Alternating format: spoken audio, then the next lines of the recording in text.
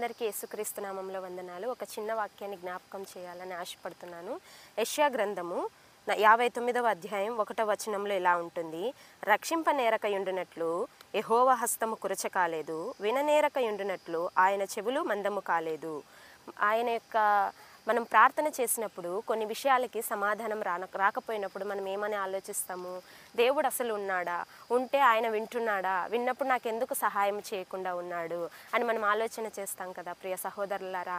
మనం ఖచ్చితంగా దేవుడు ఉన్నాడు కాబట్టి ఆయన రక్షింపనేరక ఉండునట్లు ఆయన హస్తము కురచ కాలేదంట. ఆయన వింటున్నాడు కాబట్టి విననేరక ఉండునట్లు ఆయన చెవులు మందము కాలేదంట. కానీ మనకి ఎందుకు సహాయం రావడం లేదో మనం ఆలోచన చేసుకున్నట్లయితే మన దోషములు దేవునికి మనకును అడ్డముగా ఉన్నాయంట. మన ప్రార్థన చేయకుండా అడ్డగిస్తూ ఉన్నాయి, మన ప్రార్థన చేరకుండా అడ్డగిస్తున్నాయి. మరి మన పాపములు ఆయన ముఖమును మనకు మరుగు చేస్తున్నాయంట.